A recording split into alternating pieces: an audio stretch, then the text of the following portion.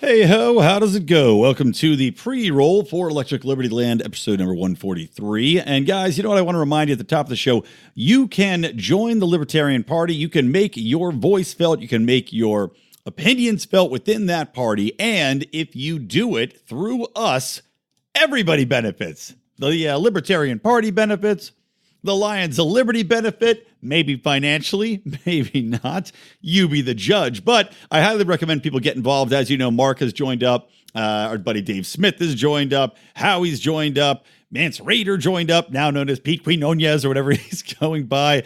And even Tom Woods joined up. So clearly there's something going on there. There is a movement within the movement, guys. So check that out. Go to lp.org/Lions of Liberty. Join up through our special link and everybody wins. And also, our taxation is death mugs are selling like hotcakes. You can go grab yours at lionsofliberty.store.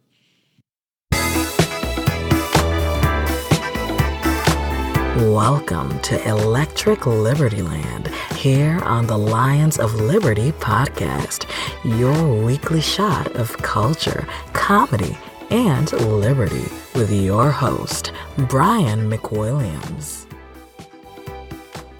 Oh, doctor. I am back in Los Angeles. I was out in New York City visiting my sister and my family and my sister's new family because she just got married. So a mazel tov to her. Best wishes from my bubble dwelling sister who has lived. You probably heard me talk about her on the show before. But she lived in Brooklyn for a long time and now has moved to Queens. And but I had a great time at the wedding. I was out there for about 5 days. And of course, hard partying, guys, a lot of drinking, a lot of cavorting, and as you all probably know, the bars in New York are open to 4 a.m, meaning that you stay out a little later there. And, I didn't end up puking more than once, which was a big win for the old Brian man here. Happened to stay up until about 4 a.m. at one point, drinking some whiskey, drinking a bottle of whiskey with my now brother-in-law. And it was kind of interesting because we had a few breakthroughs as far as things we agreed on, me and my bubble-dwelling brother-in-law.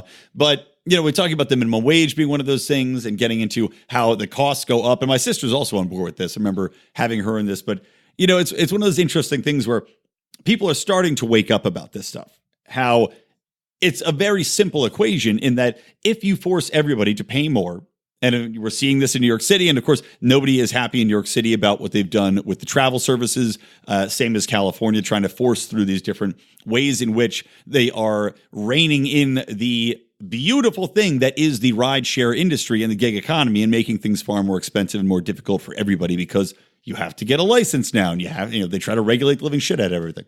But had a lot of good conversations with family. And then, oddly enough, had a big conversation, multiple conversations with a couple different gentlemen. One gentleman was from Ireland.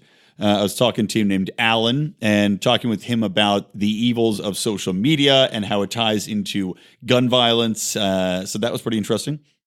And then spoke at length with a friend of my sister's fiance, gay couple, and had a great conversation with this guy for a long time. Talking to dudes at bars is what I do professionally, apparently. But had a long conversation with him about what he thought was the biggest issue in the world, which was climate change.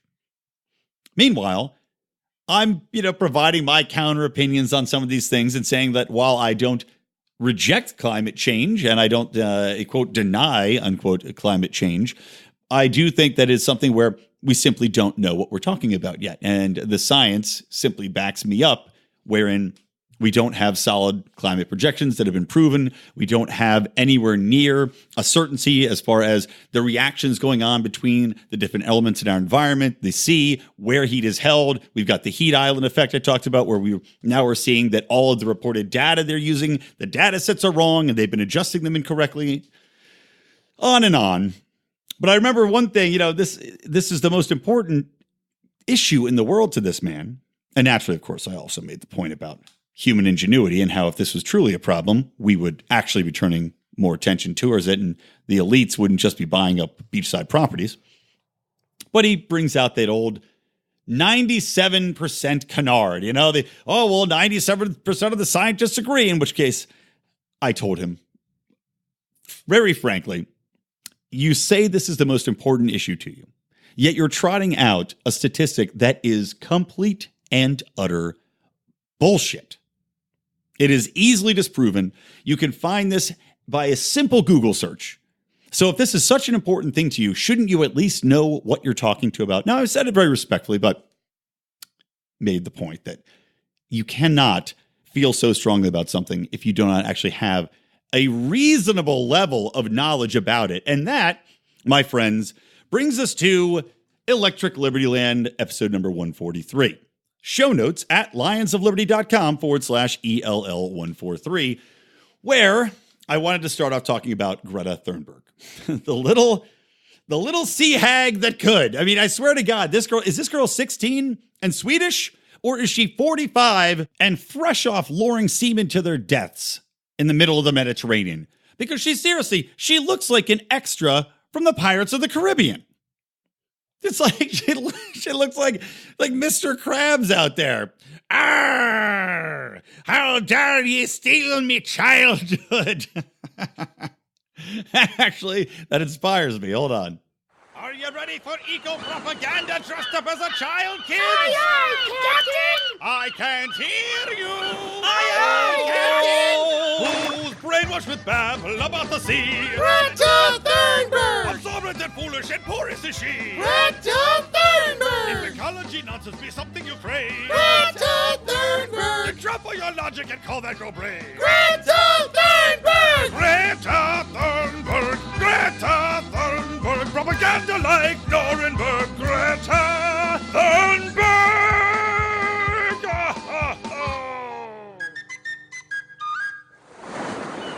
There you go. That's for you guys. You know me.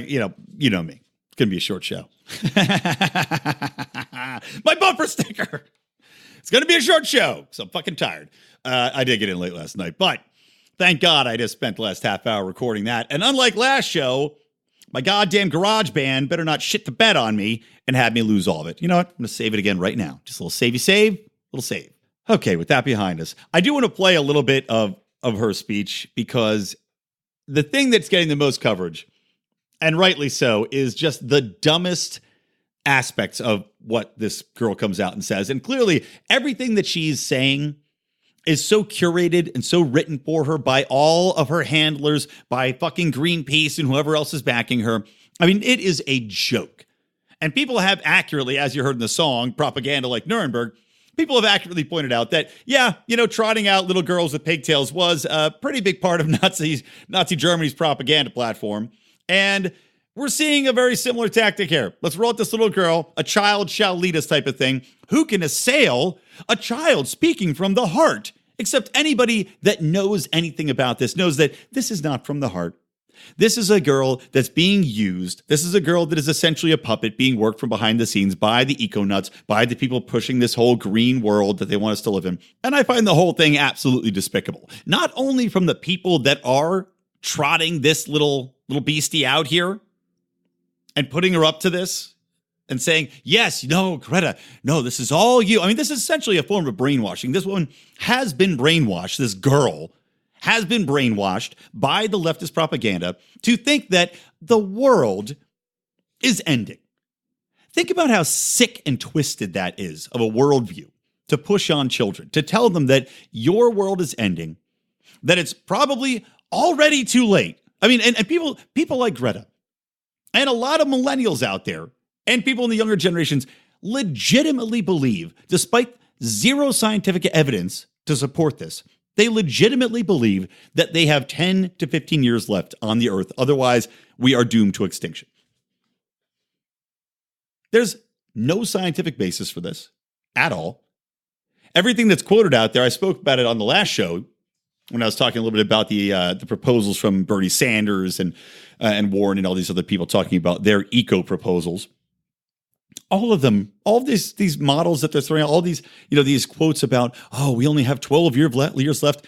None of it had to do with the actual ecology of anything. None of it had anything to do with the climate change aspect of it. It had to do with the GDP that was projected.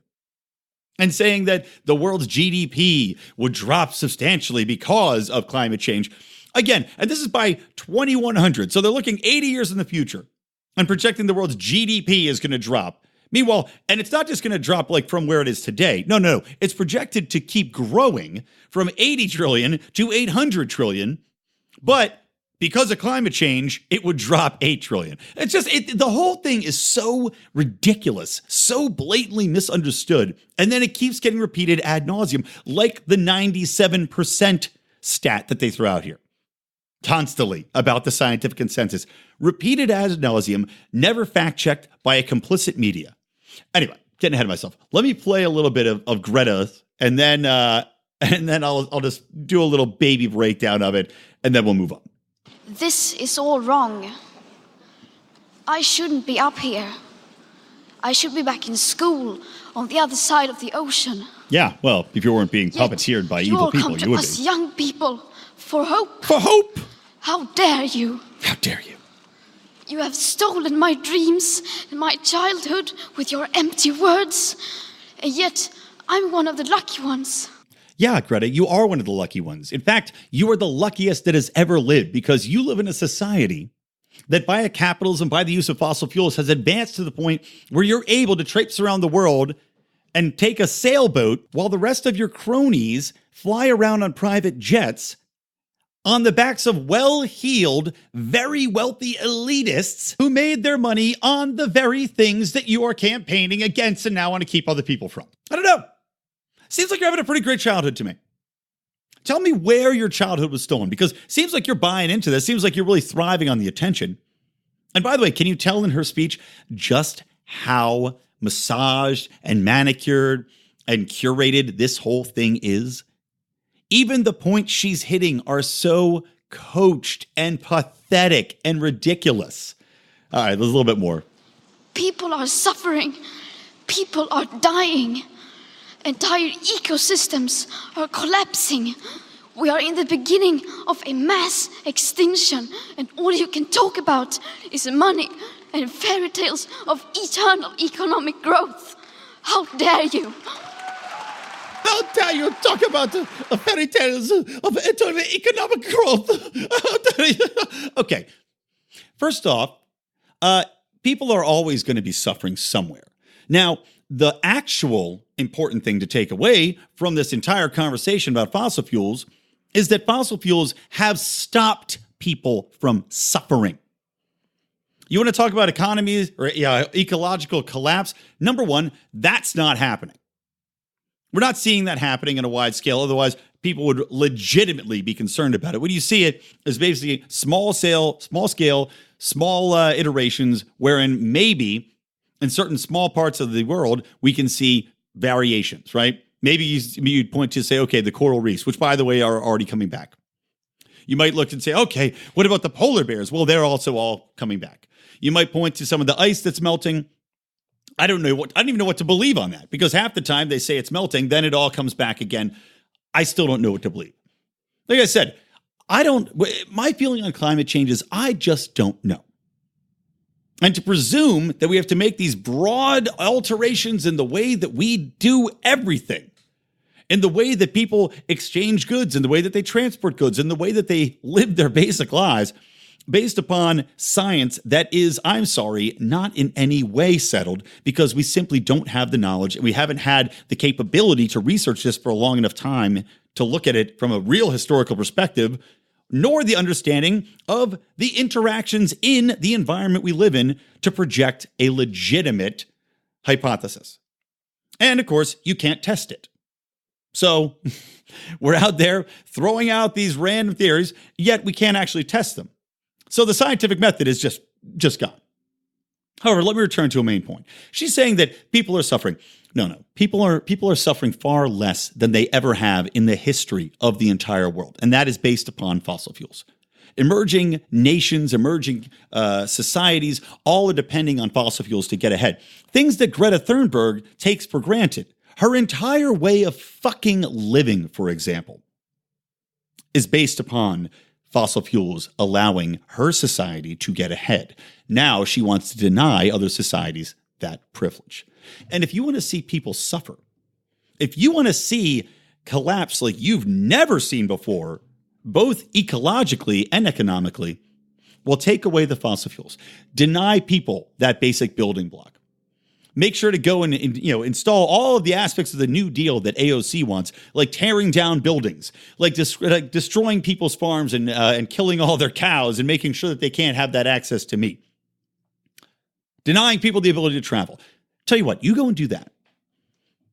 Then tell me about the collapses that are going to happen. Because if you think that you can have a society that's going to get cleaner by denying people the ability to evolve and move forward culturally, economically, technologically, from an industry perspective, you are just plain fucking stupid. Because nothing in the history of this world agrees with you. Let me point this out. Ready? Let's say you've got these emerging nations that are using a lot of fossil fuels, and we're worried about that, right? However, we see time and time again that as nations, as cultures, as societies get through technologically, as they advance, as they get more successful, as they have higher economic ability and income and purchasing power, as their standard of living rises, that society automatically wants to eliminate the smog, the pollution, the dirt, the grime, everything. This is a natural happenstance. It just occurs when people have a higher standard of living. They don't want to live in muck and mire and dirt and smoggy air and bad everything. It has happened in every society over history in the entire world. Anywhere you look, this is how things happen. They advance, then they start cleaning everything up because you can. Now, imagine what's going to happen if you deny people that ability. If you say you cannot go forward. Well, do you honestly think that, number one, they're going to obey your rules? No, they're not. Number two, if they don't have access to this advanced technology, well, you don't think they're still going to be burning fires? You don't think they're going to be even dirtier, even filthier, cause even more pollution? Have even less of a whim of thought about what the broader ramifications of their actions might be? All of this is beyond counterintuitive. None of it makes sense. And yet we've got all of these people more than happy to trot out a 16-year-old girl to shill for the cause. And you've got all of these people applauding her. Can you imagine a world in which we are listening to a 16-year-old girl and thinking that this is a leader, that people at a conference, this is a girl speaking at the United Nations, these people are applauding a 16-year-old fucking girl. I'm sorry, no. You're not Stephen Hawking. If anything, I would say that you probably have average intelligence at best, or you might question the shit coming out of your mouth. Everything about this is pathetic and disgusting. And the fact that on every level, as I've just pointed out, everything she's saying is absolutely wrong, especially the fact that, that she's talking about people dying and, people are being wiped out. No. Climate deaths, lowest they've ever been in the history of the world. I point this out time and time again to people when we're talking about this topic. Human beings will find a way to adapt and overcome. To say that we have an extinction event coming, right? She's saying we're on the edge of extinction. No, we're not. No, we're not. The only thing that's going to take out the human race is going to be an asteroid impact, some sort of horrible plague, or nuclear war. That's it. Those are the three. I'm sorry, but the climate's not going to take us out. Human beings will adapt. The world will adapt, as it has always. Things have only gotten better, and things will continue to keep getting better unless people like Greta Thunberg are able to step in and stop the advance of technology. Because every society gets cleaner as it advances. And if we deny the societies the ability to advance, they ain't going to get cleaner, Greta. They're going to get a hell of a lot dirtier. All right, let's take a break. We'll be back. All right, my little sugar pies. Once again, I want to tell you guys to join up for the Pride I see we've gotten a few more subscribers this week at the $2 level, which is cool. Hey, be better if we were at a higher level, but even for $2, you can still join the Lions of Liberty Pride and take part in the calls that our most prominent Pride member, Bobby Wilson, has put together. He's done a few of them, and he plans on doing many, many more, wherein he hosts calls for other people within our special Pride group that you cannot access unless you do join up via Patreon at patreon.com/Lions of Liberty. But pulling people together to discuss not only things that happen on our show, like the breakdown and rebuttal he did to our last round of the Liberty Draft, along with another good pal and patron of ours, Joey Meyer, but just to talk about general things as far as libertarian ideals, libertarian questions, things that are going on in current events. Really, he's helping us create a community within a community, and we could not be more grateful to him, especially because he's paying us. I know. Can you say no to a guy and a group wherein people pay us money, and then they pay us more money to advertise for the same group they're paying money in on the show? It's a beautiful system for us. But guys, it does tell you, just how special a thing that we are building with the help of our listeners, including Bobby. So guys, check it out. Patreon.com/Lions of Liberty. Get in on the Pride today. I don't know why I started using that little funky disco beat there. I kind of like it going in and out of the breaks. Anyway, this is Electric Libertyland, episode number 143. Go to lionsofliberty.com/ELL143 for all of the show notes today. So, coming back off the whole Greta Thunberg thing, that was all anybody could talk about over the weekend, right? Greta Thunberg, her nonsense. And then the funniest thing, and I love this, God, it was so funny. She's at the UN, at the climate summit. Trump does go, and I think he went for exactly 15 minutes because Trump just does not care. He does not care. And I'm not saying that's right or wrong. I still think it might be interesting to go if for no other reason than just to hear some of it. But if you're the president, you also don't need to be sitting through that kind of shit. You have other people to inform you on that. Your head of the NOAA can come and give you the lowdown or whatever it might be.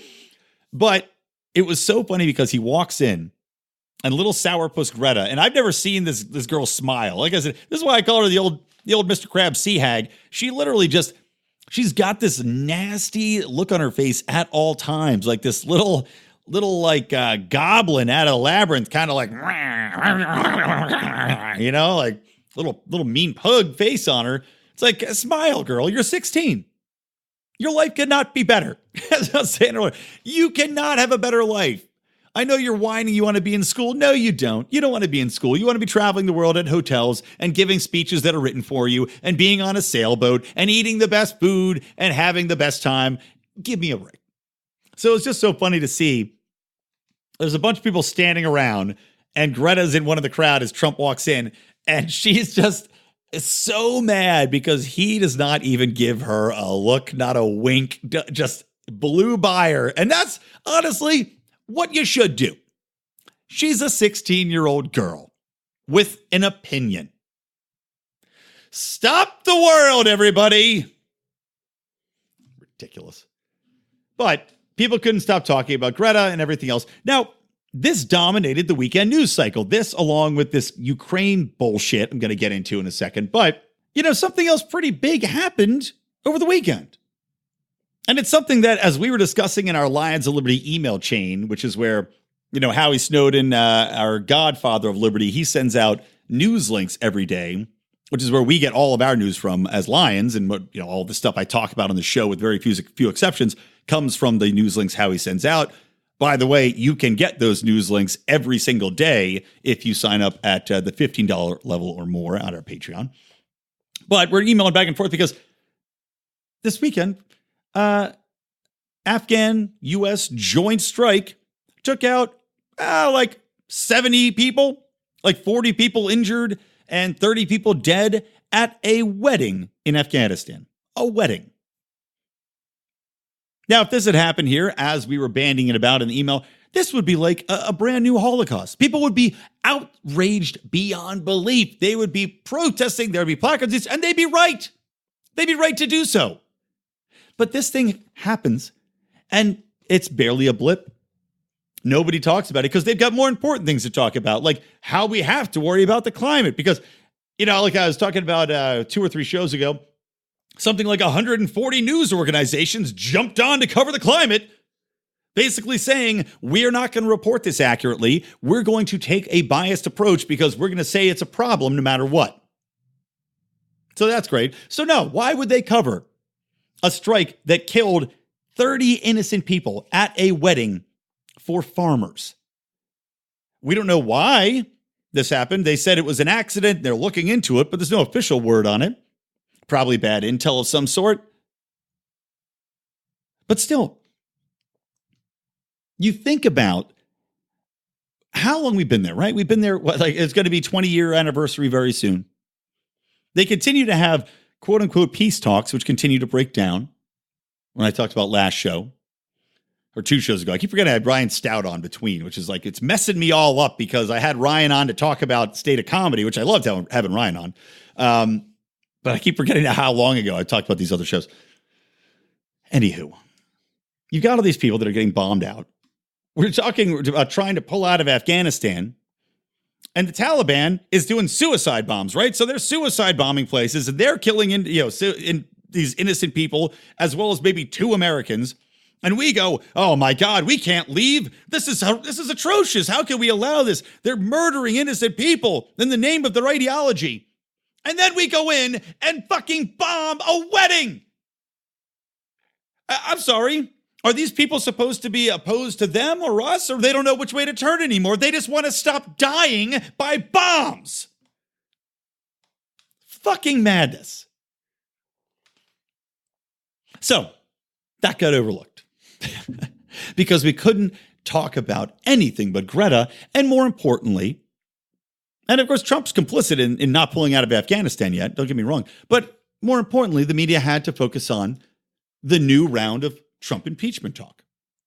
And now Nancy Pelosi now is coming out, and she was always very staunchly anti-impeachment because she knows, very accurately, by the way, she knows that bringing up an impeachment hearing against Trump, especially for this newest round of absolute bullshit, will simply install a new fervor in his base to defend him and come out and vote for him. And among independents who, if you looked at the polling after the whole Russiagate thing finally fell apart, the majority of people that weren't diehard crazy Democrats that'll believe whatever the political line of brainwashed nonsense they're fed is, they said this is all a setup. And in fact, they had a far more negative opinion of the entire investigation after it concluded, and for obvious reasons, because it certainly looked like it was set up and based upon nothing to try to smear a president, essentially a deep state coup. And after 2 years of investigation and $24 million worth of payments to Mueller and his cronies, they have a report that proved nothing except that there might have been some obstruction by a president who was innocent of the crime for which the investigation was intended to reveal. So now, because Joe Biden is now, of course, out running, and he's still, I guess he and Warren are still the 2 front runners. There's a brand new round of debates coming in mid-October. Thank God they're doing 2 more nights, guys. 2 more fantastic nights of communist bullshit coming at you, which, of course, the Lions of Liberty will be covering. But now, because Trump has drawn attention to the dealings of Joe Biden and how amazingly hypocritical Joe Biden is, because if you don't know about this, and by now you probably do, but maybe some of you foolishly come to me first for all of your information. But Joe Biden, when he was vice president under Obama, he was sent over to be the envoy to the Ukraine, right? Obama made him the point man on that. Now, coincidentally, his son is named to the board for the largest gas company in the Ukraine, Burisma, getting paid something like $50,000 a month for that board spot. Now, Joe Biden, over the course of his quote-unquote career, by the way, has always been enabled by his father being a politician. George W. Bush gave him some jobs. His father used his political influence to get him some other jobs. He was working, at a high-up position in the Navy for a while. Just your classic, I'm the son of a guy who's been in politics and knows everybody type of career. A lot of bullshit jobs that you can only get if you know people from influence. Anyway, so Joe Biden is traveling back and forth to the Ukraine. People are accusing this of being corruptive because Hunter Biden is on this largest gas company in the Ukraine. Of course, the United States is helping the Ukraine with aid. And at the time, there was also some discussion of corruption and the influence of the gas company in corrupting the presidential, I guess, powers that be. I'm trying to sum this up as quickly as I can. Because they just ousted a former president in the Ukraine. They just put a new man in place, and they were going to look into this, investigate it, and there was a prosecutor that was taking part in this investigation. So, what does Joe Biden do? Well, Joe Biden, according to Joe Biden, uses his position as vice president and uses the threat of withholding $1 billion of support to the Ukraine unless they fire a prosecutor who was looking into the corruption involving his son's company. I remember going over convincing our team or others to convincing us that we should be providing for loan guarantees. And I went over for, I guess, the 12th, 13th time to Kyiv, and I was supposed to announce that there was another $1 billion loan guarantee. And I had gotten a commitment from Poroshenko and from Yatsenyuk that they would take action against the state prosecutor, and they didn't. So they said they were walking out to press conference. I said, no, I'm not going to, or we're not going to give you the $1 billion. They said, you have no authority. You're not the president. The president said. I said, call him. I said, I'm telling you, you're not getting the $1 billion. I said, you're not getting the $1 billion. I'm going to be leaving here. And I think it was, 6 hours? I said, I'm leaving in 6 hours. If the prosecutor's not fired, you're not getting the money. Oh, son of a bitch.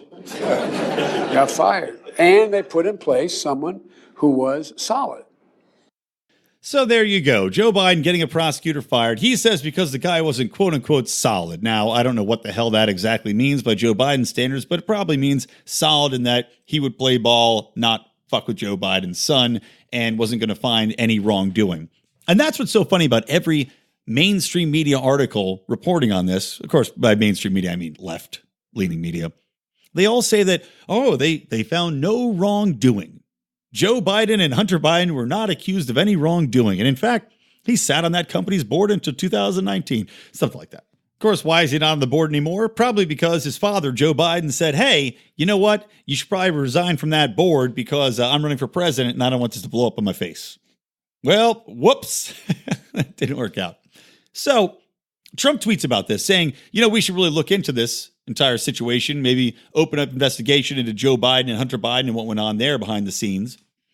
And the Democrats have now latched on, and the media is now latching on to a claim by a unknown whistleblower. And this is being reported by someone from the Department of Justice, that an unnamed unknown whistleblower has come forward and said that President Trump was pressuring the Ukrainian president, the current president, to open up a new investigation into this. So that's what all the hoopla now, and all of the, we're going to open up an investigation and we're going to open up a treason hearing into Trump from the Democrats. This is what all of this is based on right now. One whistleblower who we don't know who it is. We don't know what their motivations are. And that apparently will not be revealed because they say, well, we can't reveal the entire complaint that was put out there because that would violate one or two things, some nonsense to keep it quiet. And now they're going to what? They're going to base an entire impeachment hearing off of this? I mean, this is just like Russiagate all over again. We've got a deep state operative coming out and trying to whistleblow on the president. Meanwhile, we've got zero evidence to back any of it up. So they're going to do a whole new dog and pony show based upon it, even though it certainly seems to me that Joe Biden has done far more concretely that would be considered illegal than what Trump has done. And Pelosi's out there saying, well, breaking the law is breaking the law, but I don't even understand necessarily if this is breaking the law. If Trump's asking, look, maybe you should open an investigation into something that clearly looks shady as fuck, is that breaking the law? Is that breaking the law any more than what Obama did by greenlighting all of these FISA investigations, opening up these FISA warrants so that people in Trump's campaign could be surveilled, that Trump himself could be surveilled? Two wrongs don't make a right here, and again, I don't really give a shit. I don't know why Trump gives a shit to open up this whole thing into Ukraine and Joe Biden in the past anyway. Who cares? Who cares? But for this to dominate the news cycle, for people to think that this is the new Watergate, God, you had that piece of fucking shit, man. I swear to God. Bernstein, right? You know, Woodward and Bernstein. Well, Bernstein's out there on CNN saying this is the biggest thing. This is the new Watergate. Okay. I mean, he's such a liberal shill. All these people. And now, of course, you've got James Clapper, because Trump disagreed. He said, look, first off, Trump knows all these people are listening in. Do you honestly think he's going to go on record on a phone call with the Ukrainian president and ask him to do a favor, knowing that these people are going to leak this information? I mean, honestly, half the time I think that Trump's just setting traps for people. But of course not. Of course he's not going to do that. But even farther than that, he said he'd release the transcripts from this phone call, right? So he's saying, look, you guys asked for me to release the transcripts and it'll be unredacted. I'll tell you the whole thing. I just had a nice conversation with the guy. I didn't pressure him to do anything in regards to Joe Biden. I'll release the entire transcript of the call. Then you've got assholes like James Clapper. Of course, he is now working with the media, paid contributor to CNN. He comes out, he goes, what would it matter? How can we know that's the real transcript? Really? How the fuck can we know that the whistleblower is the real transcript? We got to go by what you assholes in the deep state are telling us. How can we know anything's true? This is all bullshit. And now we're mired in it. And now the Democrats want to drag the country through an impeachment hearing, which, by the way, is going to assure that Trump is reelected. Assure it. Because it'll never get past the Senate. I mean, the Democrats, are they trying to give away this election? Are they planning on just absolutely hitting rock bottom? Like, I honestly wonder. Here you go, conspiracy corner time. Cue the X-Files music. But I honestly wonder if, the people that are the less radical, the less rabid, maniacal part of the Democratic establishment are legitimately looking to drive the party into the ground so hard by pushing forward these ridiculous squad members, these assholes like Biden and Warren and Sanders. You got one doddering old man who keeps gaffing up the place, his bloody eyes exploding during debates. You've got everybody else on the field who are pushing a socialist, nationalist, authoritarian. We're going to take your guns. We're going to raise your taxes through the roof. We're going to get rid of your private insurance. We're going to force you into this Green New Deal horse shit. You've got all these things coming out there, right? And now they're saying, well, yep, we're going to impeach Trump over this. Over this? Not over the war crimes? Not over anything, not over the, how about the Fed? How about the federal deficit? How about impeach him over that? How about that? Just destroying our country via that method. How about the debt?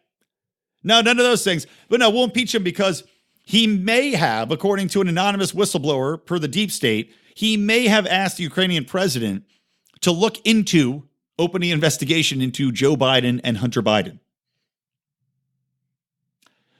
I seriously now, I think this is dawning to me. Like, my mind is open to the concept that Pelosi and other people that are not so dumb that have been running that party and from the more centrist positions are looking to just slam the party into the ground so hard that it shatters and breaks off all of these psychopath aspects, all the people that are pushing for impeachment, all the people that don't want to play ball, all the people that are pushing these crazy programs. They want to snap them off and slam them into the ground so hard with such a devastating loss that they can then say, look, you saw what happened when we did what these people wanted to do.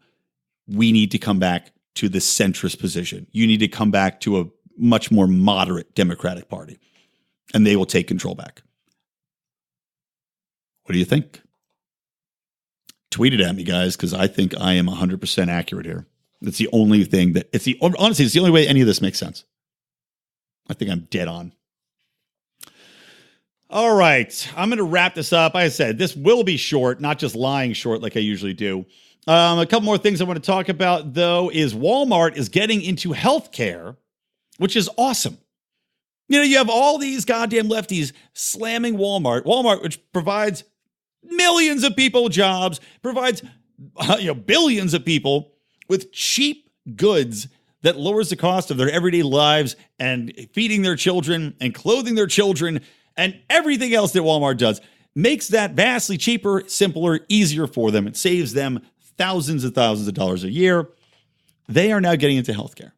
And the beauty of what they're doing is they're going to have completely transparent pricing. And what I'm reading right now is like for a checkup, you're talking $20 to $25 for a kid, $30 to $40 for an adult. It goes up from there. Flu shots cheap. We're not talking, my copay when I go into my doctor is $40.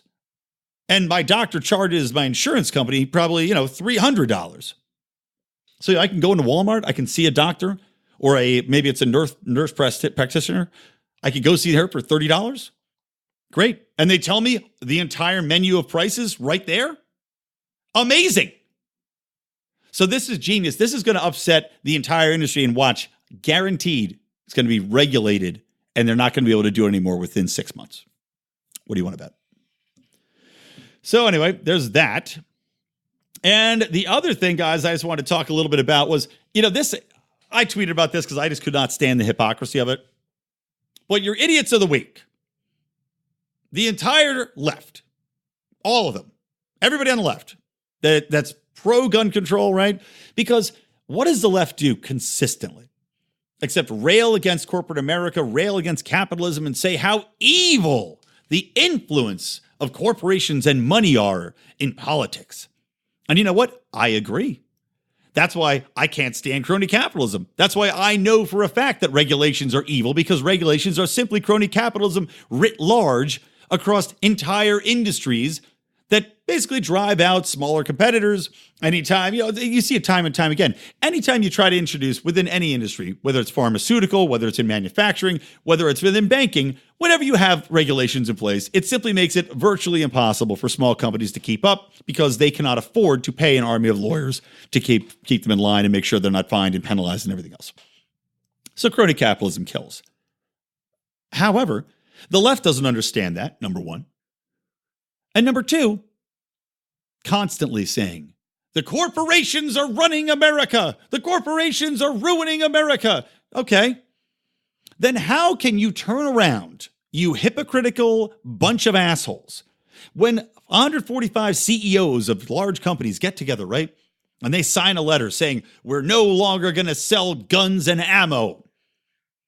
Is that not an undue amount of corporate influence attacking a basic right guaranteed in the Constitution, namely the Second Amendment, the right to bear arms? But no, you're cool with that, guys? You cool with that, bro? That's not an issue to you, huh? The influence of corporate America? You don't mind that when it's something you fucking agree with, you hypocrite pieces of shit? So anyway, remind your leftist friends of that the next time they want to decry corporate America. Just rub it in their face a little bit that they are opportunistically pro and con, and it has nothing to do with any sort of standard. It's just whatever they like and whoever agrees with it, and they have no moral compass. All right, that's going to do it for Electric Libertyland. Guys, at the end of the show, I want to remind you to tune in every Monday for Mark Claire doing in-depth interviews with leaders in the Liberty movement. Mark's going to be on Tom Woods, by the way. I'm recording this on Tuesday night. He is also recording with Tom today, so I think that's going to be out either Wednesday or Thursday. Don't quote me, though. So make sure to check that out. He's going to be talking about our documentary, And Live Free, which you can tune into if you want to go to lionsofliberty.com/live free. You can see our documentary, which was created by Dan Smots over at Goulash Media and also of the System is Down podcast. He put this together. It's the story of the Lions of Liberty, how we came together, what we've been doing the last 6 years, how we've evolved, and then he also follows us around at Pork Fest, which is a lot of these interviews took place at. It's honestly just, it's fantastic. Well, I don't say that to toot my own horn because I'm tooting Dan's horn, but it's really well done. It's entertaining. It's funny. And I think if you are a lover of liberty, you'll really get behind it. But you can see our journey there. So again, lionsofliberty.com/live free. And so that's Mark talking about that documentary on Tom Woods' show. And of course, we've got John Odermatt on Fridays with Felony Fridays, where he looks at the ironically named criminal justice system. What else do I want to tell you about? I don't know. That's it. All right. Peace out. For me, Brian McWilliams from the Lions of Liberty and from Electric Libertyland. Always stay plugged in to liberty.